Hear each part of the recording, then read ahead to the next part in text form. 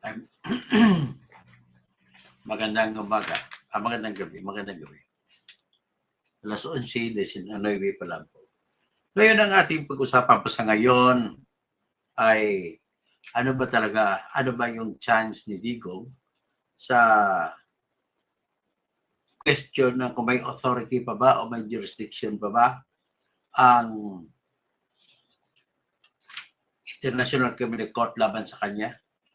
Malaki po ang chance ko na masasabi natin na pwede siyang mananalo.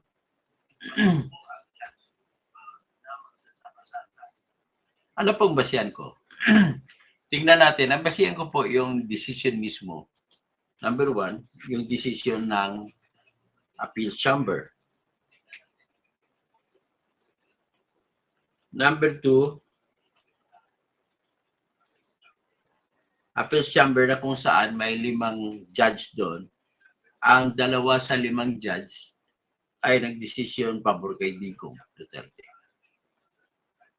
Number 2, yung decision mismo ng pretrial chamber na pinakahuli sa pagbabasura ng motion o hiling ni Digong na ibasura ng kaso kasi wala ng jurisdiction ang ICC.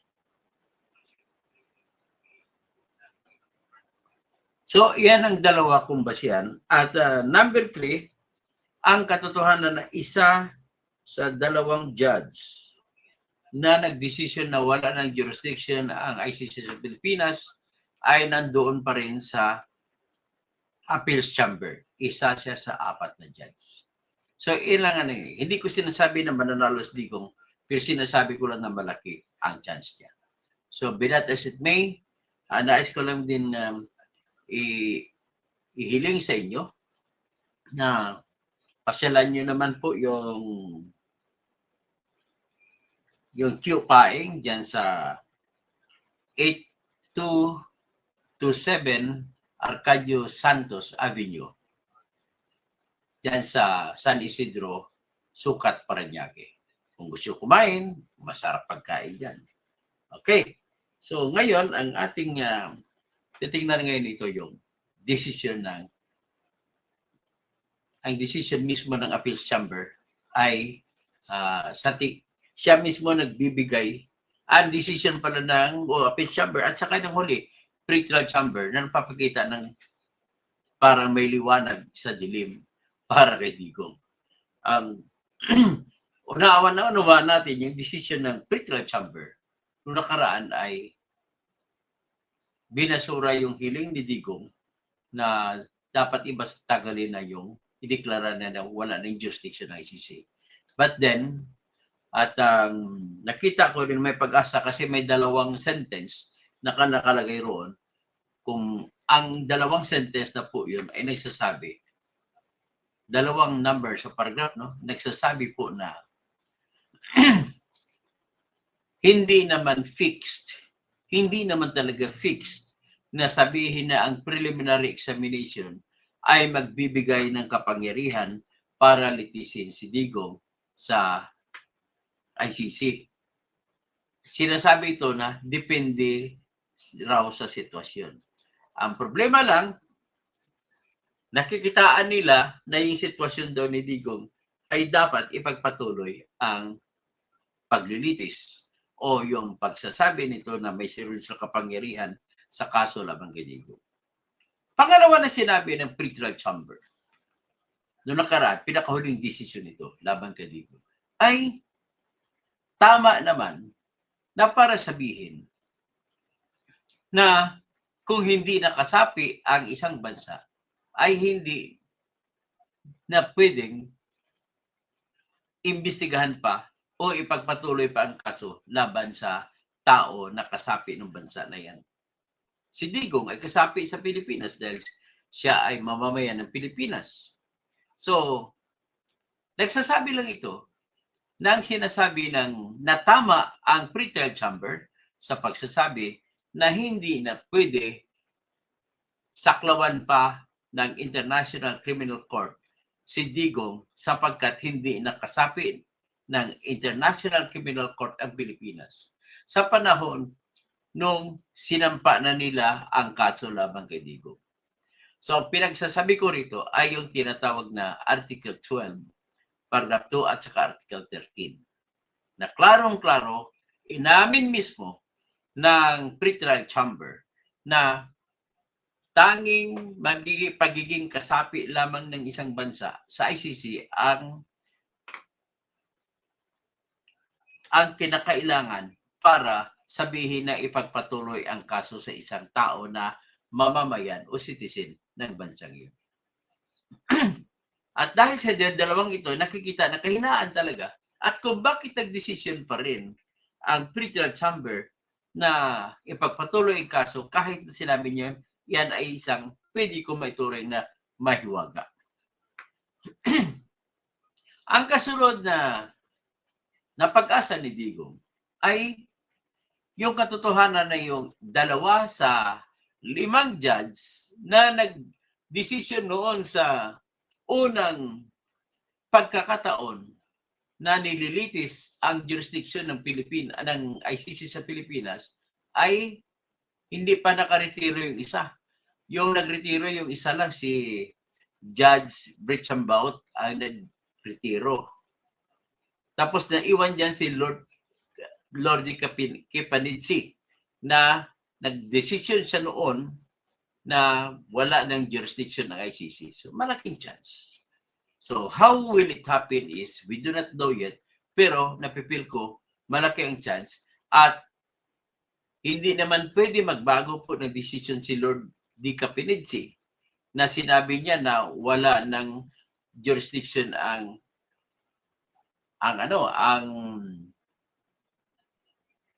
nawala ng jurisdiction ng ICC sa criminal case.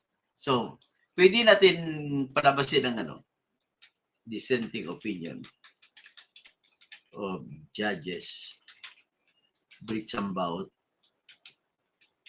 and Lord D. Capinidsi.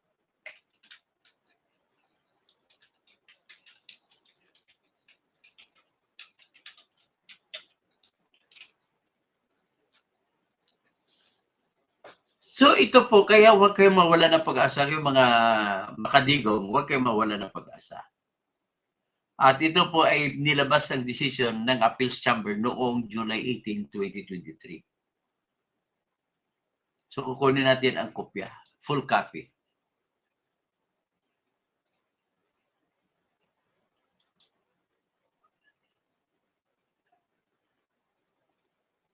Saan ba ito?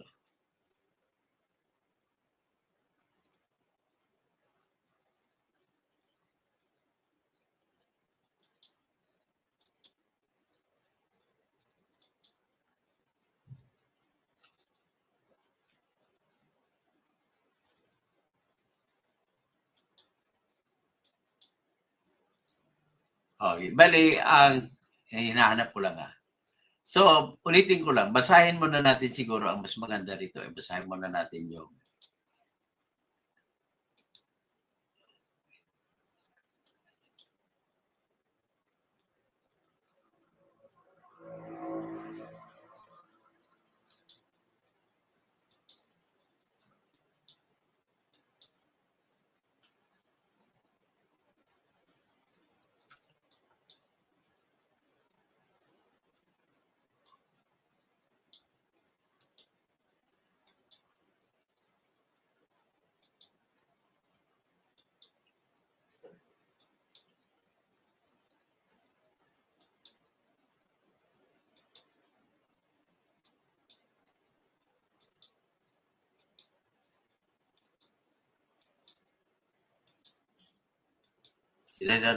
dali lang. Medyo nagdadrag tayo.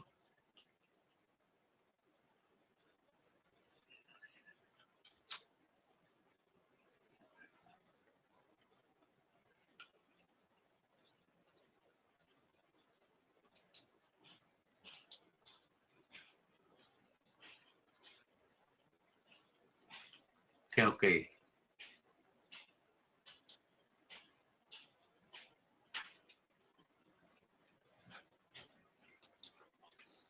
Okay. Vlog tayo.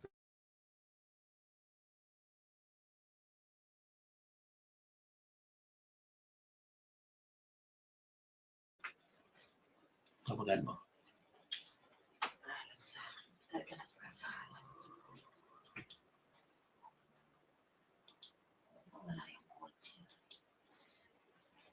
So anyway, drag tayo, pasensya na.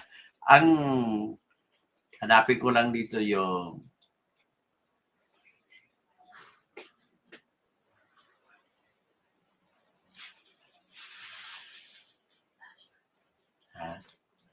sige, sige.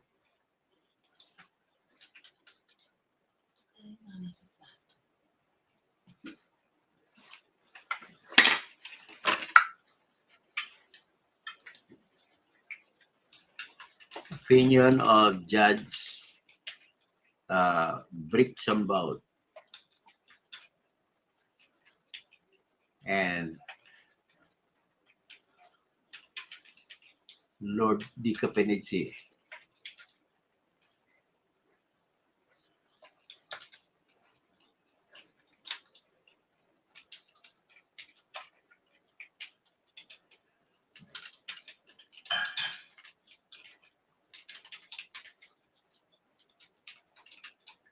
Okay.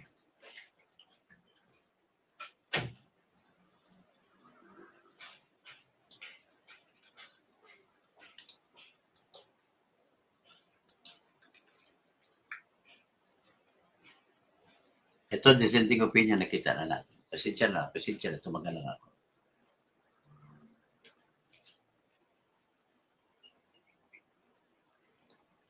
O, ipakita ko sa inyo muna yung decision ni Judge Lord Kipanidsi na kung saan pumabor siya sa decision pabor kay Duterte. Pero sa kasong ito, that time na nag-decision sila, ang kumakaso pa lang ay si Office of the Solicitor General Menardo Guevara at ang dinadala lamang niya ay Philippines. So ito po yun.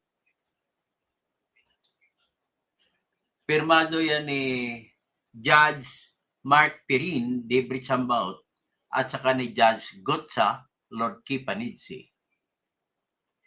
So dito at sa conclusion nila, sabi nila, for the foregoing reasons, we consider that the pretrial chamber erred in law in concluding that the court had jurisdiction over the Philippine situation. Very clear. So, anong rason nila? Tignan natin sa tingnan natin dito sa rason nila sa rason.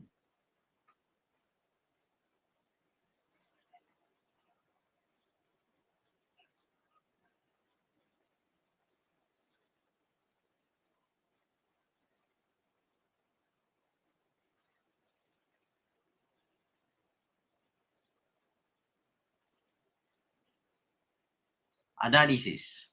Okay, nakita niyo yung analysis. Yan pong decision ng dalawang judge na ang isa sa mga judge na yan ay natira pa doon sa appeals chamber na may chance na itong isa sa dalawang judge ay makumbinsi niya yung apat pang ibang judge. At ang sinabi niya dito, basahin natin, naka-English po ito. Number 23. Based on a holistic reading of the relevant provisions as set out above, we consider that there is a distinction between existence of jurisdiction and the court's ability to exercise the jurisdiction, and that the preconditions to the exercise of court's jurisdiction set out in Article 12 of the statute must exist at the time that the exercise of jurisdiction is triggered pursuant to Article 13 of the statute. Article 12, paragraph 2 of the statute provides that the court can only exercise jurisdiction if the state of nationality or the territorial state is a party to the statute. Very clear. Sinasabi niya dan. For the court to exercise its jurisdiction, it is required that the preconditions set forth in Article 12 of the statute are met.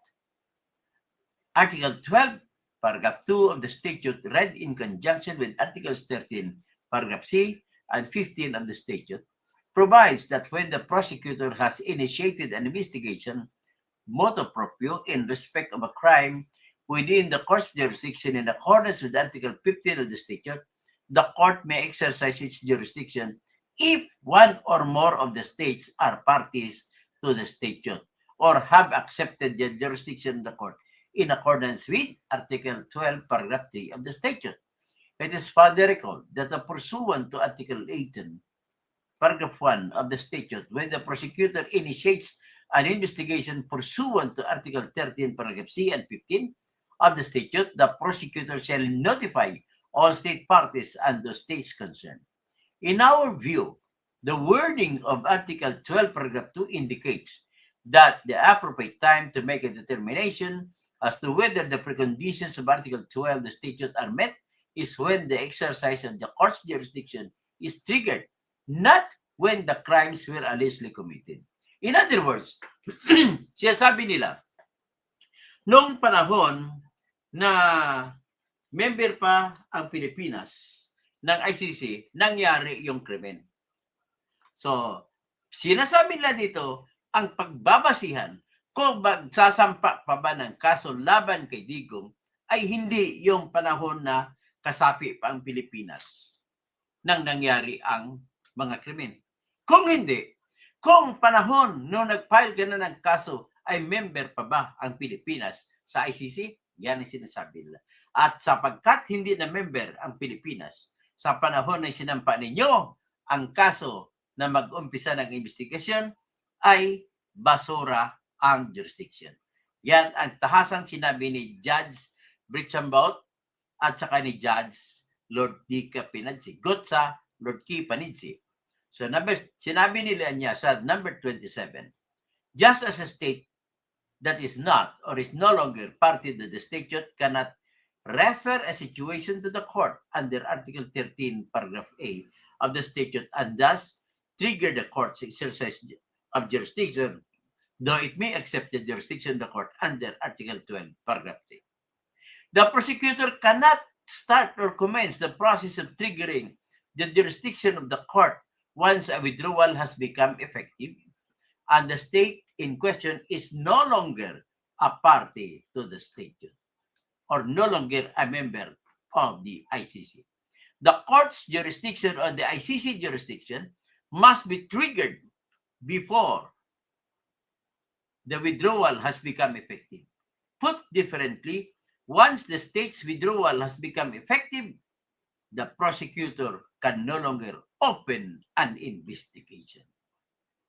So bearing in mind that the Rome Statute is an international treaty and international criminal code at the same time, two concomitant interests may be discerned when a state withdraws from the statute. Article 27 of the statute guarantees to the state parties a right to withdraw from the statute. In this regard, we consider that it is fundamental right of the states to decide whether they want to be bound by the treaty or not. We are also mindful of the statute's important objective to put an end to impunity. There is clear and potential for conflict between these two competing considerations. Indeed, there is a risk that the state may use its right to withdraw from the statute in order to shield certain persons from the court's prosecution. We consider that the statute strikes the right balance between these competing considerations and provides for a procedure that enables the court to prevent any misuse of the state's right to withdraw. Article 127, Paragraph 1 of the statute stipulates that the withdrawal shall take effect 1 year after the date of receipt of the notification. Therefore, the prosecutor has to make all efforts to trigger the court's jurisdiction in the manner that would not infringe into the right of the state to withdraw from the statute. We are of the view that 1 year is more than sufficient for the prosecutor to prepare and conduct its preliminary examination and conclude before the year ends for them to file the case against Digong Duterte. So the statute thus gives the court an opportunity to assert its jurisdiction. However, it also respects the state's right to withdraw from the statute and therefore provides for limitation to this power of the court. Without such limitations, the court's jurisdiction would stretch to an extent that would defy the assurance and guarantees of to the states embedded in statute.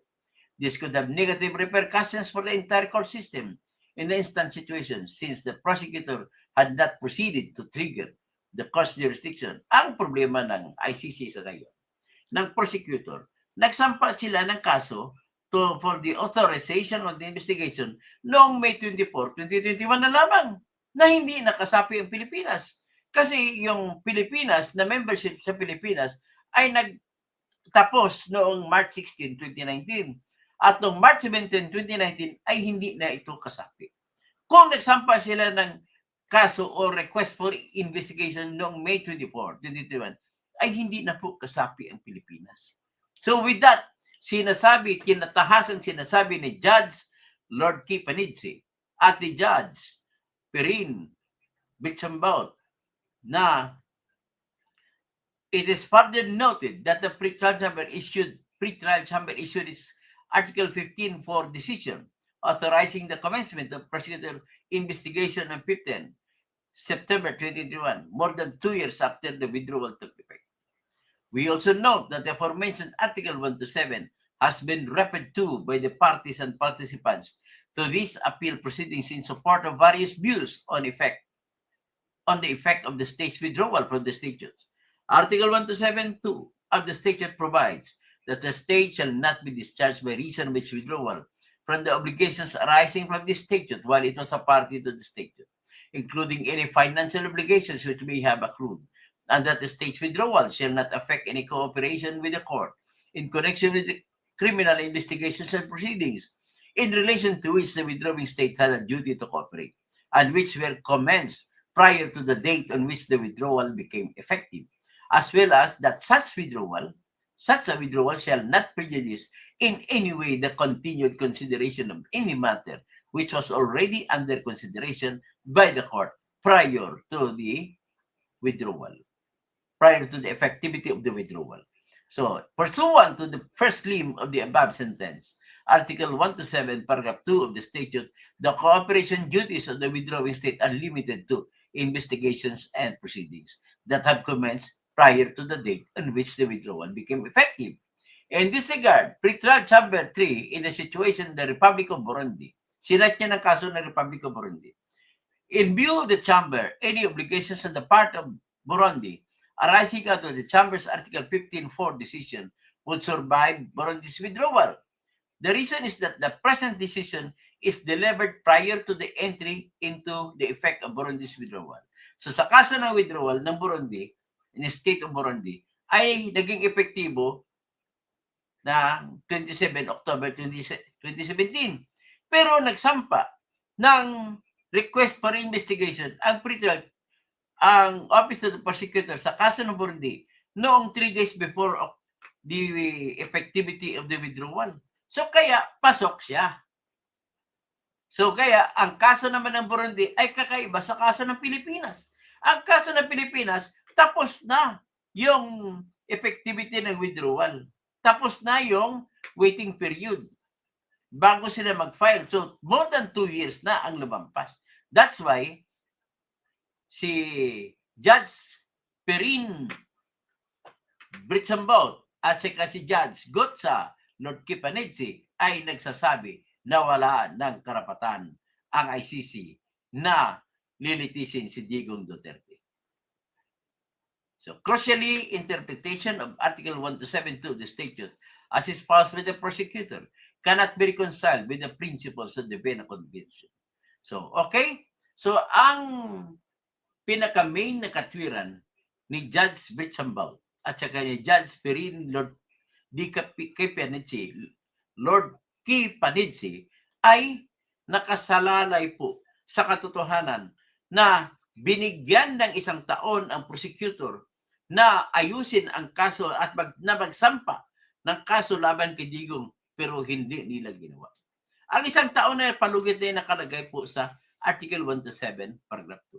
So ang interpretasyon ni Judge Lord Kipanidze at ni Judge Bitsambaut ay yung 1 taon ay natapos na, ang 1 taon na binigay ay palugit na binigay o chance na binigay sa ICC prosecutor na magsampa na kayo ng kaso in 1 year. Kaya alam ninyo na nag-withdraw ang Philippines noong March 16, 2018. Therefore, meron kayong 1 year at hindi nila ginawa.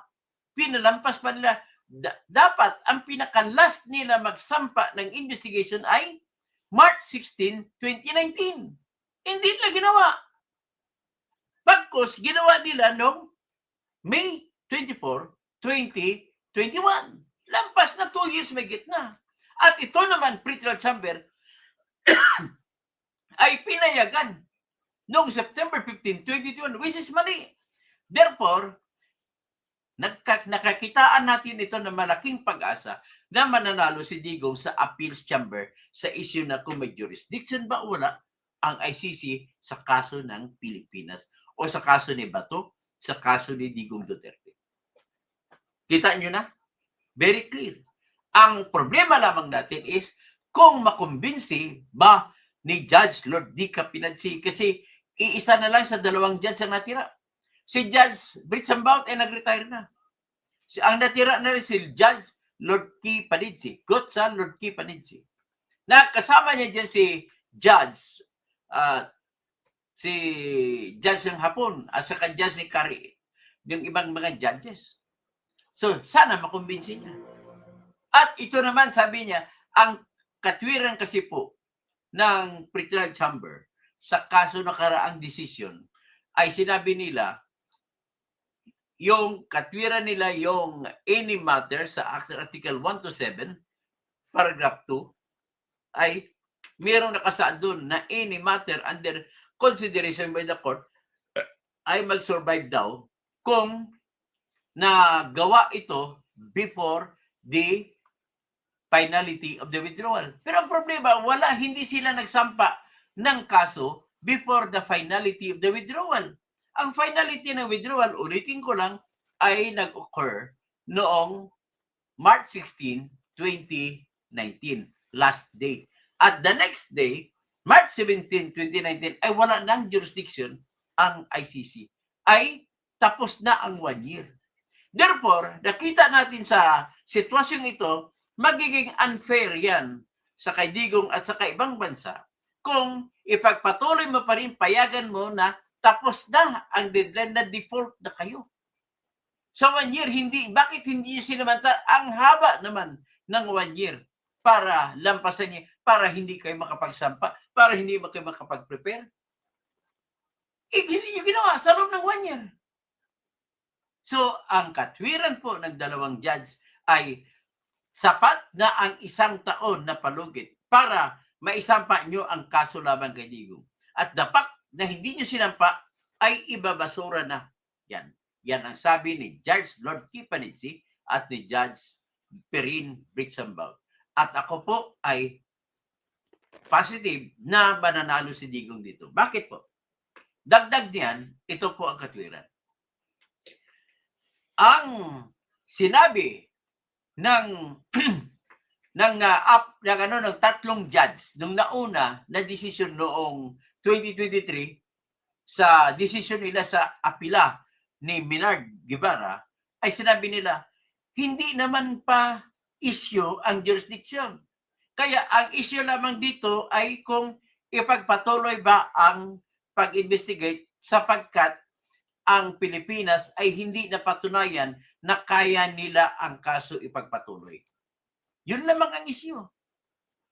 At sinabi ng 3 judge na yun, nakasama ni Judge Lord K. Panizzi at ni Judge Britsambaut, sinabi ng 3 na hindi sila magdidesisyon sa jurisdiction. So, ibig sabihin, may tanong tayo. Samantala, halimbawa, kung nagdesisyon ng 3, kung napilitan sila mag-decision, more likely pala, ang aking tansya ay magdidesisyon sila na ibabasura na ang jurisdiction issue. At wala nang kaso si Digong Duterte. Tingin ko yan. Ganun na ho kasimple yan. At sa abot ng kakayahan ng aking nalalaman sa prinsipyo ng batas, yan po ang magiging epekto niyan. So, ang tanong na lang ngayon, dahil hindi po yan ang naging confrontational issue sa panahon na yun, 2023, July 2023, ay will it still hold today na pag magdesisyon ang appeals chamber Sa ngayon, bagong issue naman ito na pangalawang beses na idinala sa Appeals Chamber ang tanong kung may jurisdiction pa ba o wala ang ICC sa Pilipinas. So, umaasa po ako na mananalo si Digong. Kung pag-usapan natin ang batas, ang lakas ng decision, ang lakas po ang lakas ng dating ng rason ng mga nagsasabi na wala ng jurisdiction ang ICC sa Pilipinas. Gayon, tingnan naman natin ang decision ng mismo yung pretrial chamber.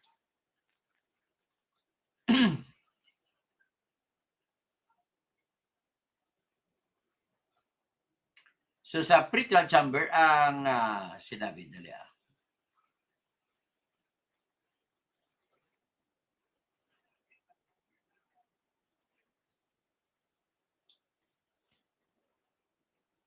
Sa pretrial chamber, sinabi nila, sa pagbasura nila sa challenge ni Digong Duterte kung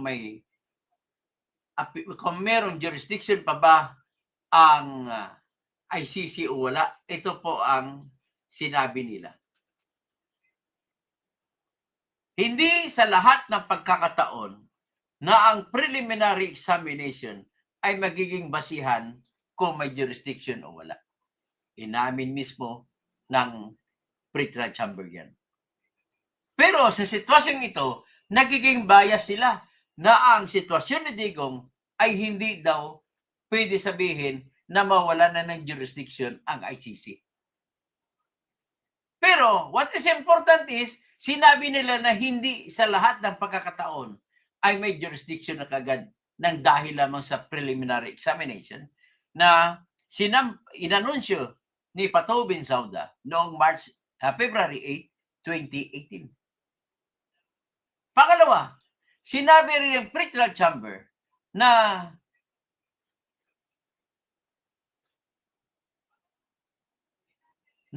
hindi na pwede litisin ang mga kaso kung ito ay hindi nakasapi ng ICC ang bansa. Kung saan ito ay yung kaso na tinutukoy ay nangyari. So dahil dito, ipakita ko sa inyo ngayon ang mismong salita na yan ng ICC.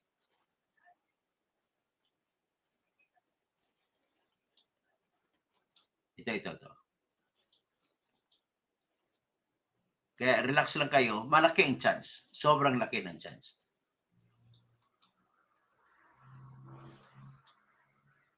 Ito po. Sa paragraph 80 natin basahin.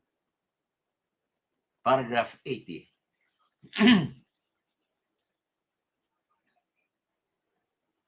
Sabi ng paragraph further observations on the jurisdictional regime by the court. Itong sinabi ng desisyon na nakaraan lamang ay binasura ang hiling ni Digong na i-dismiss ng kaso. So itong sinabi ng ICC pretrial chamber. Iba yung pretrial chamber, iba yung appeals chamber. Pag matalo ko sa pretrial chamber, i-appeal mo dun sa appeals chamber. So itong sinabi ng pretrial chamber. In light of its above findings in relation to Article 1 to 7, paragraph 2 of the statute, it is not strictly necessary for the chamber further to consider additional arguments of the defense that relate specifically to the above provisions within Part 2 of the statute. However, given the arguments that have been raised in respect of the defense challenge and the importance of the issue, the chamber deems it appropriate to make the following further observations. Okay? So sabi na ito pa, diba? Sasabihin namin. Number 79, the chamber agrees with the finding. Nag-agree. Ano tawag nito? Agree sa Tagalog. Mamaya na. The chamber agrees with the findings that there is a distinction between the existence of jurisdiction and the court's ability to exercise the jurisdiction. and that the preconditions of the exercise of the court's jurisdiction set out in Article 12 of the statute must exist at the time that the exercise of the jurisdiction is triggered pursuant to Article 13 of the statute. In this regard, the Chamber observes that Articles 12.2 and 13C, which are located within Part 2 of the statute, require a state to be a party to the statute at the time that the court exercises its jurisdiction. Very clear. Mismo yung pretrial chamber ay nag-agree na dapat kasapi pa ang Pilipinas sa panahon na nagsampa sila ng kaso formally laban kay Digong sa pamamagitan ng paghingi ng authority to investigate. Sabi ng pretrial chamber, that is clear from the heading of Article 12 of the statute, which addresses preconditions to the exercise of jurisdiction. From the wording of Article 12.2 of the statute, which uses the present tense to provide that for the court to exercise its jurisdiction, one or more of the following states are parties to the statute or have accepted the jurisdiction of the court. And from the heading of Article 13 of the statute, and its chapu, which expressly address when the court may exercise its jurisdiction. It follows that for the purpose of Article 12, paragraph 2, and 13, paragraph C of the statute, the court may not exercise its jurisdiction. If at the time that the prosecutor has initiated an investigation, the state concerned is no longer a party to the statute. So, hindi mag-exercise ng jurisdiction kung sa panahon na yon ay hindi nakasapi ang Pilipinas. Okay, very clear? Ito, number 81, paragraph. The above is subject to the provisions of Article 1 to 7 of the statute, which, as explained in the previous section of this decision and as addressed further below, provide the continuing jurisdiction of the court in circumstances set out in that particular article, in respect of a state that has withdrawn from the statute. Ang ibig lang sabihin po nito, ladies and gentlemen, sa Tagalog na salita, ay ganito. Kinilala rin ng pretrial chamber na ang preliminary examination ay hindi sa lahat na oras ay basihan para kung may jurisdiction pa ba ang ICC o wala. Pero may bias na sila at kinonsidera nila na sa kaso ni Digong ay gusto nila magkaroon pa rin ng jurisdiction. Ang kanilang, pakay, bakit ganon? Ginamit nila na katwiran yung preamble ng ICC na nagsasabi na ang korte ay ginawa para lumaban sa lahat ng mga karimarim na mga krimen sa buong mundo. Pwede mo ba gamitin yan kung katotohanan wala nang hindi nakasapi ang Pilipinas? At sinabi pa rin nila na sila ay konforme sa argumento na kung hindi na member ang Pilipinas ay dapat hindi na nila pwede pakialaman ang kaso ni Digong. Yan ang sinabi. Pero, ang nakita lang natin dito na sinasabi nila, pero, dahil, number one, sinasabi ko kanina na preamble, dahil karumal-dumal, kailangan natin ipagpatupad yung diwa ng ICC. At ang diwa nito ay binuo para kalabanin ang lahat ng karibarim na mga krimen sa buong mundo. At sinabi pa rin nila na ang preliminary examination dito na sinasabi na nangyari noong February 18, 2018, na nangyari bago pa mag-withdraw Pilipinas, ay kinukonsidera nila na sapat na dahilan para magpatuloy ng jurisdiction or authority ang ICC sa kaso ni Digong Duterte. Pero ang sa akin naman, yung personal ko na argumento, ay ang tanging sa lahat, alam naman ng mga abogado sa buong mundo na ang kapangyarihan sa pagpaparusa sa tao ay kailangan may batas. Tanong, may batas ba na nagsasabi na ang preliminary examination ay sapat na magbibigay ng kapangyarihan para parusahan ang mga tao na katulad ni Digong? Wala silang batas. Kaya yan din ang isa kong tinitingnan na malaking pag-asa na kakampihan si Digong nitong appeals chamber sa ngayon. So, yan po ang tinitingnan ko dyan. Tapos, titingnan din nila yung argumento nila ni Lord Kipanidsi at saka ni Brit Sambaut na mga judge na nagdesisyon noong July 2023 na wala ng jurisdiction ang ICC sa Pilipinas, na sinasabi nila na hindi mo pwede gamitin ang Article 1 to 7, Paragraph 2 na kung saan na may 1 year na, dahil may 1 year na binigay sa ICC prosecutor na gumawa na kayo ng hakbang bago pa matapos ang effectivity, bago maging effective ang withdrawal. May 1 year kayong palugit. Bakit hindi nyo ginagawa? Natutulog kayo sa pansitan.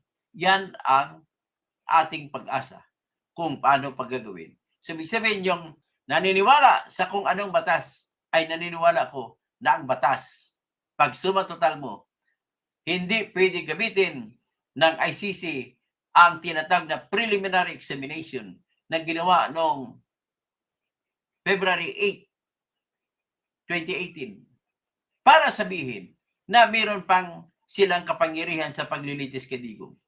Sapagkat mayroong tinatawag na palugit na 1 taon ang prosecutor na gumawa ng hakbang na kumasok kung mayroon kayong kaso sa loob ng 1 taon mula ng February 8, 2018 na dapat, kasi 1 taon mula noong panahon, mula noong nagsampa ang Pilipinas ng withdrawal noong March 16, 2018.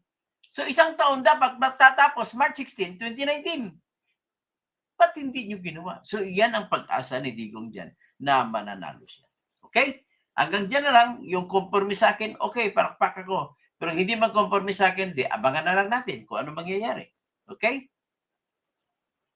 Pero oras na magdesisyon ang ICC para kay Digong, naku, patay na. Maghanda na ang mga sila ni Remulla, makukulong habang buhay sa pagkikidnap. Okay? At kung si Sara Duterte ang mananalo sa 2028, iyon, sigurado magtatago na yan yung lahat ng mga naglabag sa batas. Ang sa akin pabor dito ay kung saan po ang batas ay doon ako. Dahil nilabag ninyo ang batas na bawal mag-aristo kung walang warrant of arrest na galing sa lokal na korte, ay hindi po ako papayag sila. Kaya mula noon, kinampihan ko si Digong sa parting niya. Dahil nilabag niyo ang batas. Pasensya na ka-insurrecto. Pasensya na kung sino pang iba. Kay Blanc. Pasensya na po sa inyo. Hindi po ako papayag na mag-aristo ng tao na walang equivalent na warrant of arrest galing sa ating korte. Kaya kung ako kay Bato, lumabas ka. Huwag ka matakot. Total, andyan naman ang korte. Mabilis lang na aksyon sa korte. Kailangan sampak agad. At gawin na TRO kagad yan. Kasi ang Supreme Court, hindi po papayag na mag-aristo na walang warrant of arrest galing sa ating bansa. So, anong basihan ko? Simple lang po. Ang basihan ko ay Section 14, Article 3 ng ating Constitution sa rights of the accused. At saka Section 2, Article 3 ng Constitution. So, buksan natin para ipakita ko sa inyo.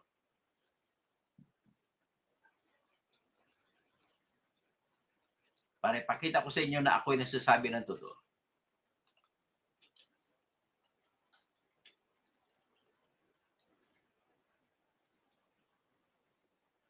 Ito.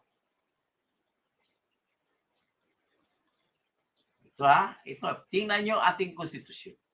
Tanggalin muna natin yun. Ang batas ng Pilipinas ang dapat mananaig ang konstitusyon over and above the international law. Bakit po ang international law ay mas mababa sa konstitusyon? Kasi po ang mga international law ay katumbas lang yan, kasing taas lang yan ng mga batas na pinapasa sa Kongreso. At hindi pa rin tataas sa konstitusyon. Kaya ang mas mananaig ang ating konstitusyon.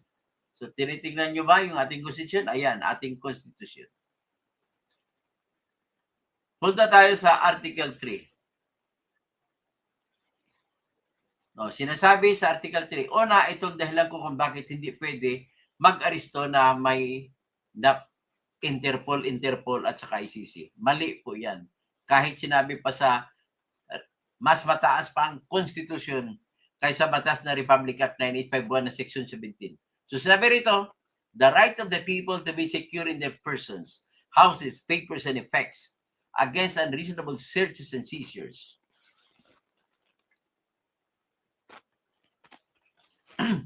Of whatever nature and for any purpose shall be inviolable.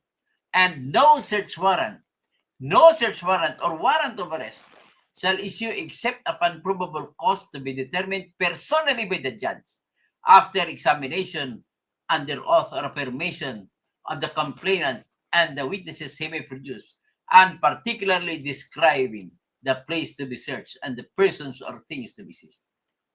Klarong-klaro yan. Tapos ito naman, number 14, Section 14. In all criminal prosecutions, the accused shall be presumed innocent until the contrary is proved, and shall enjoy the right to be heard by himself and counsel, to be informed of the nature and cause of the accusation against him, to have speedy, impartial, and public trial, to meet the witnesses face to face, and to have compulsory processes to secure the attendance of witnesses and the production of evidence in his behalf. However, after arraignment, trial may proceed, notwithstanding the absence of the accused, provided that he has been duly notified and his failure to appear is unjustifiable.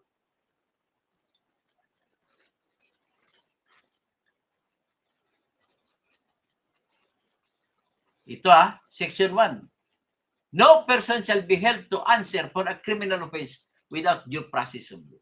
So, iyan po, bawal po kung hindi muna ipoproseso sa batas natin yung warrant of arrest ng ICC o ng Interpol.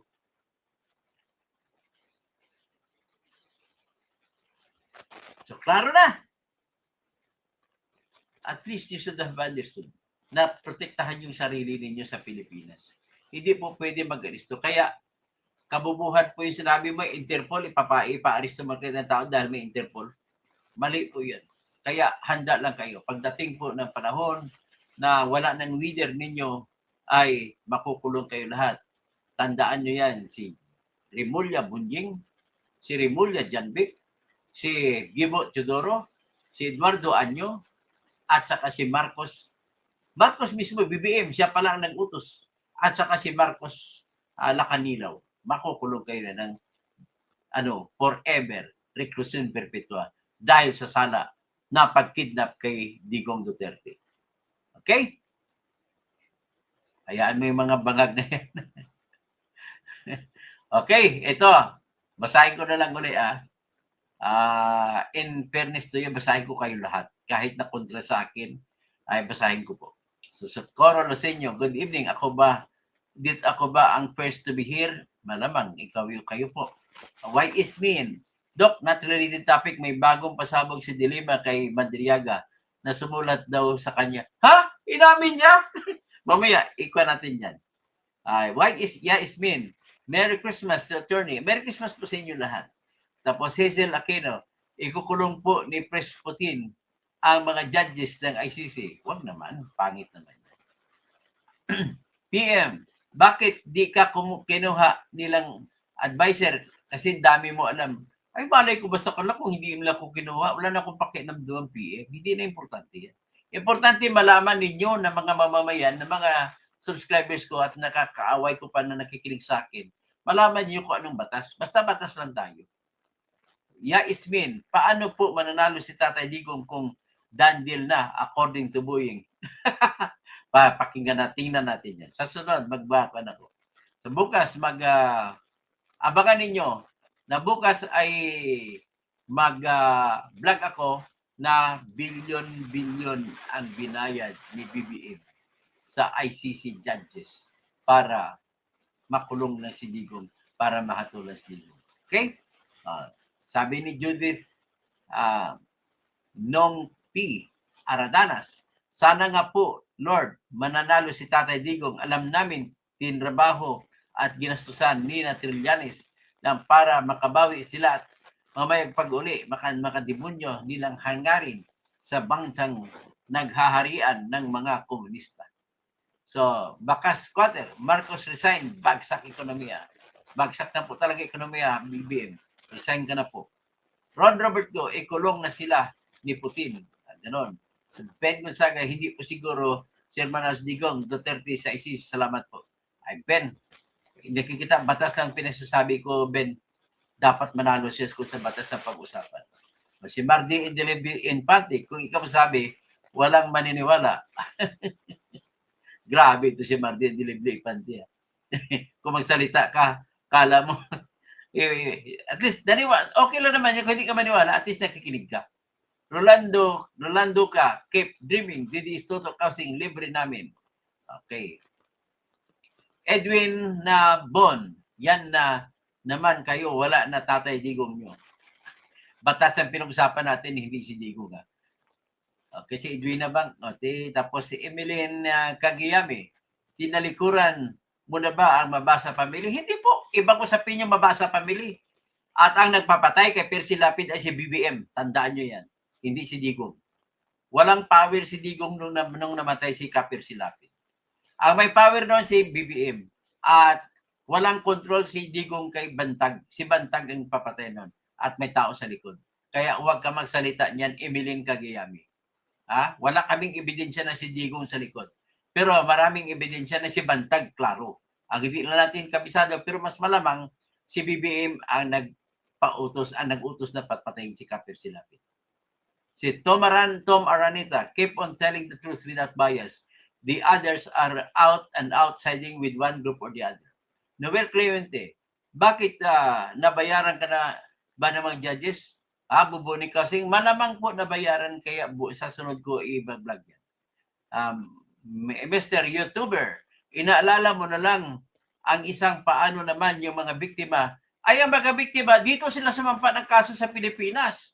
Hindi naman sila ang problema dyan, si Boying Rimulya, bakit hindi niya ginawa noon ang trabaho niya? At kayong ombudsman na siya, mas gagawin niya dapat ang trabaho niya. Kung masigasig siya, sa ibang kaso dapat mas masigasig siya sa paghanap ng ebidensya laban kay Duterte dito sa Pilipinas. Dahil may sarili tayong batas na crime against humanity sa Republic Act 1951. Kabubuhan ng Boying Rimulya niya. Tapos, Dr. Toto, sabi ni Bunjing Rimulya, hindi na makauwi si pera ni Dan deal na daw. Anong deal yon? Nagbigay kayo ng pera? Samuel Balisteros, malabong mananalo sa jurisdiction, compassionate ground, dapat hindi po sa pasensya na Samuel, hindi ako papayag na dalhin lang sa compassionate yung batas. Batas ay batas, dapat sundin ang batas. Klaro na sa batas na may 1 taon silang palugit na di nila ginawa, dapat ibasura na yan. Pastor Rodi Rabi, Dr. Kasing, you always in our praise. Salamat po, Pastor Rodi Rabi. Tapos si Drill Heaven Hell, ICC is hypocrite institution. Orlando Lines, Toto, buhay ka pa. Akala ko na stroke ka na, balita ko lang yon. Toto Kausing, asin 5 isang. Anong ba pinasabi mo, Orlando Lines? Anong panalo sinasabi mo, Kalbo? Di, ikaw, yung mga pagsalita ka ng ganon, ibig sabihin wala ka pong argumento na maganda, Orlando Lines. Ang sayo ay manglait ka lang. So, in the kills in Saala, Yarap, Amen. Thank you, sir. Good evening. Assalamualaikum warahmatullahi wabarakatuh sa mga brother ko na mga Muslims dito sa aking channel. Nicor, itong kalbong na ito, dati puro tanggol kay Lini, na-disbar dahil kay Digong sa Ano na-disbar dahil kay Bintong? Walang kinalaman si Digong sa disbarment ko. Kaya magkikwento mo ay puro fake news eh. Ngayon tututanggol kayo. Hindi po, ang tinatanggol ko dito ay ang batas na sinalaula ng idol mo. Sinalaula ng mga idol mo. Tapos ngayon ang mga BBM. Kaya kinakampihan ng mga kakamping at saka dilaw at saka kinampihan lang ni Isinika, ni Enzo Recto. Ano yan? Ang ibig sabihin yan. Ibig sabihin po, nabayaran sila. Ganun lang. Sasampa sila ng kaso, sila na Father Flavi. Si Sara lang, bakit hindi nyo sasampa ng kaso? Mag-prepare kayo, total may connection kayo. Mag-prepare kayo, i-demand ninyo na si BBM ay dapat magsampa ng kaso. Katarantaduhan, grabe ng mga ebidensya, mga mali-maleta. At saka pag-amin na addict siya, baliwala lang sa inyo. Ano ka klase? O, paliwanag mo nga. Ma'am Cielo Magno, paliwanag ka ninyo. Paliwanag mo ng husband mo na si attorney Gatmaitan. At ipaliwanag din nila ni Don Dino de Leon. O, sino pag ibang mga abogado diyan? Si Howie Howard Calleja pala. Ay, waiting. Puro kayong mga bias. Asal komunista mga Dutay, binabaliktad nila tama na sa mali. Mentor nila si Joe Masison. Gali Ramirez, sana makalabas si Tatay Digo. Lia Ramada, naay bangag, nakasulod diri. Lia Ramada, mga matay, ang mga bangag. US men, Doc, bakit po matagal na ang mga proceedings ng ICC? Ang tagal eh. Akala ko ba mabilis yan? Good evening po, attorney, sabi ni Sweet Love Grace. Amel Motalib, ay Amel, Takbir Alahu, Doc, attorney engineer, Toski, best regards from Isyo Marawi, branch room 154, RE6, Raha Sulaiman O Hall, from Super New Boys Dormitory, ako naman, branch room 22. So Ronel 9769, hindi mananaig ang kasamaan sa katotohanan. Marilyn Bundok, Rolando Hoxon, correct. Ka-Attorney Toto, magtago sa ibang bansa. Pag si Sara, Presidente, takbo lahat, ayos. Female Pinto Senior, Perny Pinto Senior. Okay. Tapos Marilyn Bundok, salamat. Umabot Sir Toto, ingat palagi. Tapos Sweet Love Grace, God willing po, 2020, tumakbo ka po, Senador Attorney. Pinaglalaban mo po matuwid na makatwiran ng batas. Klaus Volt, at bakit may bangag nakapasok dito? Mikhail Gorbachev, ha? May hirap talaga makauwi si Digong. Yung bawi na lang sa 2028. Tapos Rolando Huxon, Llamado sobra si Sara, 2028. Bungit, yari ka na, kulong, takbo na lahat kayo, ayos na. Balik na si Toto bilang abogado, Rimulya, yari ka na, Tory, lahat kayo, ayos. Ronel, hindi yan mawawala na ang Duterte, pero ang mga matitinong tao, hindi mawawala. Jeffrey Tizon, boss, bakit ka naging didisit? Di ba, hindi po ako dilawan. Makabatas lang po ako, Jeffrey Tizon. Ang batas kasi sinalaula nila, ang batas, wala pong batas na nagbibigay ng kapangyarihan sa sinuman na mag-aresto ng tao na walang warrant of arrest sa Pilipinas at ang tanging hawak mo lang na warrant of arrest ay galing sa ICC. Bawal po yun. Mali po yan sa batas. Asan pinaglalaban ko pa rin hanggang ngayon, Jeffrey, ang problema sa iyo, ang tinatawag mo paglaban ay kontra kay Duterte. Yan bang batas? Yan bang prinsipyo? Think it twice, Mr. Jeffrey Tizon, and you are not becoming you're becoming illogical here. At wala pong pera binigay sa akin, Jeffrey Tizon. Sabi naman ni Ronald, Jeffrey Tizon, never siya naging dilawan. Isko po talaga ako. Michael Gorbachev. Kaya ako kahit ayaw ko sa foreign policy ni Sara, pero na nakikita ko papalin ni Sara ang mga lumalaban sa kanya, ayos na.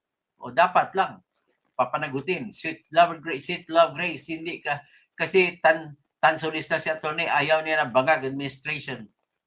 Tapos Kaharudin Kamar, salam Sir Toto, like that sir. Jeffrey Tizon, Jeffrey, mag-isip-isip ka na, Jeffrey. This is not all about Bunyog. Ang problema ko sa Bunyog ay nakipagkampi sila kay BBM. So, hindi po ako mananatili sa ganong sitwasyon. At si Arman din ay kumakampi din sa kay BBM. Yan, bahala si Vlad dyan. Sabi ko, Vlad, kahit anong rason na gagawin mo, Armandin, ay hindi ko niwala na hindi ka na nakuha ng mga grupo nila ni Lisa Araneta Marcos at saka kasi bihira mo lang binibira eh. Tapos siyempre kababayan mo si si Manny Dalipi, na bata naman ni Romualdez. Ganon po. Pasensya na kung ganon. Wala akong ebidensya na kung nabigyan ka ng pera pero suspect ako. Ang tanong ko lang, bakit ka ganon?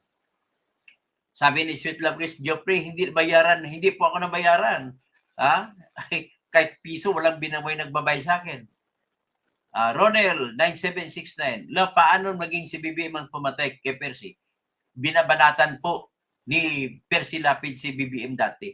Natandaan niyo pa yung sinabi niya na hindi tatagal, mahulog sa bangin ang presidency ni BBM.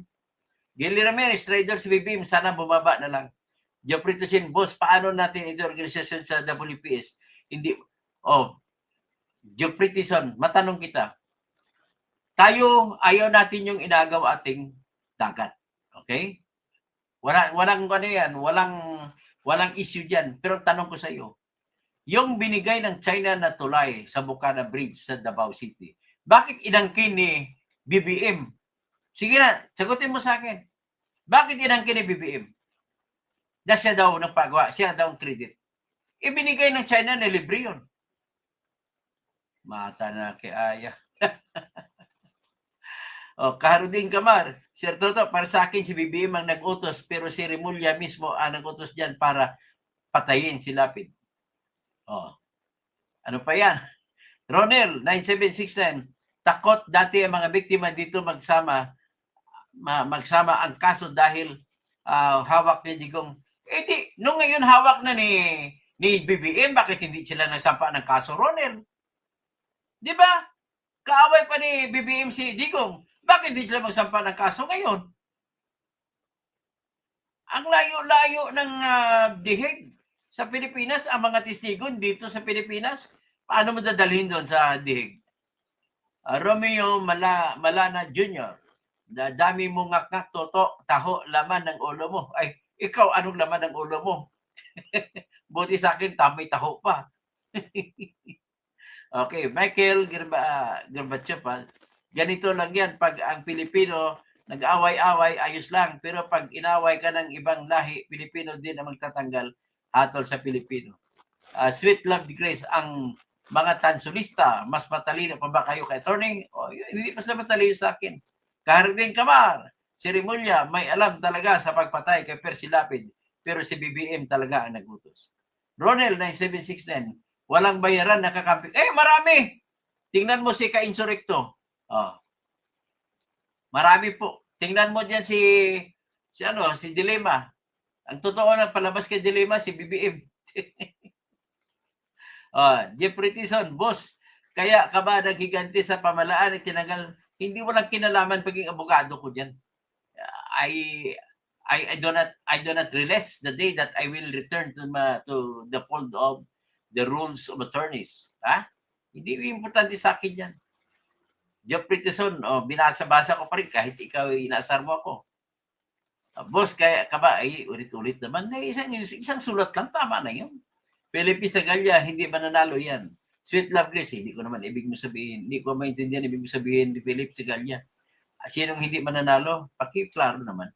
Sweet Love Grace, mga tansulista, hilig niya sa fake news. Kaharudin Kamar, Sir Toto, bakit ganyan mga dilawan na yan? Okay lang ba sa kanila ang pagmanalo si BBM at Romualdez sa pera? Biro mo, kakasuhan niya si Sara lang. Tapos recycled pang kaso. Palaging mali ang prediction. Hoy, kailan ba nagkamali? Hindi pa naman tapos yung jurisdiction. Di ba? Hindi pa tapos. Hindi naman prediction yan. Hindi pa ako nagpe-predict. Ang pag-predict ay hindi kasigurado. Ang akin inargumento ko sa batas. Samuel Munino, baka nabayaran na malaki. Nabayaran na malaki yan kaya nag-ipon ng mga tagbagbag ng 2 billion naman. Kaharudin Kamar, si Toto, dapat ka talaga maging senador. Insala. Buzzers Inc. Support the lesser evil? No. Both are evils, lesser or bigger. Miss Daisy, takbo kayo senador, Dr. Kausing sa 2028. Tatakbo talaga tayo. Ronel, paano batas para sa may biktima? Sinasabi ko nga sa may batas dito sa Pilipinas. Dito na sa Pilipinas magsampa, Ronel. Naintindihan mo ba? Hindi. Total, kakampi nila si Boying Remulla. Kakampi nila si BBM. Bakit hindi sila dito magsampa ng kaso? Di ba? Kahardin Kamar, oras na tumakbo ka ng senador, lahat, pamilya ko, salamat, miyakadakal salamat. Kahardin Kamar, malabong utak ang mga kakampi kay BBM, maliwanag ang pagnanakbo, pero okay lang sa kanila. Ano ba yan? Bakit ka nag-live? Naku, ko mag-live ako, anong problema mo? Ronel, Lucas, si Attorney Enzo, bayaran? Oo! Bakit sa BBM na BBM? Mali ka, boss, maling-mali. Plano ng laman ng ambag ni Duterte sa BBM na tumanggap ng donation sa China. Hindi po. Mali ka dyan, Joe Pretison. You are being fooled by BBM. Ganun lang po kasimple. Kunwari, ang optex niya, mensahe niya, galit siya sa China pero tinatanggap niya Bukana Bridge. Ha? Ano ibig sabihin yan? Tapos sa Sweet Love Grace, Geoffrey Sigadon ang inalisan ng lisensya na pagkaabogado kasi bubo. Ako hindi. At least ang inalisan ako ng lisensya sapagkat lang nag-post lang ako sa Facebook. Geoffrey Tisem, kung tulay lang rin ang pasihan, gibain na lang natin. Gibain mo! Punta ka doon sa Davao City, gibain mo! Gibain mo! Kasanda din mas mataas pa ba si ICC kaysa Supreme Court? Tingnan niyo, abangan yung decision Supreme Court. At ideklara nito na kidnapping ang nangyari na walang basihan ang pag-aristo. Mali ang pag-aristo kay Digong Duterte. Kahardin Kamar, dapat ikaw kasama ni Sir Marcolita, makatao, hindi demonyo. Bashers Inc., expert in Philippine law but zero knowledge in international law. Sino? Sinabi ko na nga international law eh. Nagbigay ko na eh. Sweet Love Grace, tumigil ka nga dyan. Na bakit ka nasar, Geoffrey? Sir, ikaw nga nang-asar sa akin eh. Tapos ikaw ba asar? Manong Kisong, crime against humanity ang kasundigo ang International Court. Hindi. Bubuk. Hindi mo ba alam na Republic Act 9851, crimes against humanity din yun? Hindi nyo ba alam yun?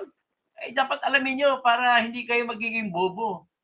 Ismen, hindi matatalo sila BBM pag dyan kinaso si Tatay Diggs. Mapapahiya sila sa buong mundo. Sigurado naman ako, natural magbibigay ang chikwa alangan tanggihan ni BBM. Diyan ka na naman. Di maka-China kayo? Di ba? Kayo maka-China? Hanggang dyan na lang at maraming salamat po. Paki-share naman para may hindi tayo pag-awayan lagi. Paki-like at paki-share. Salamat po.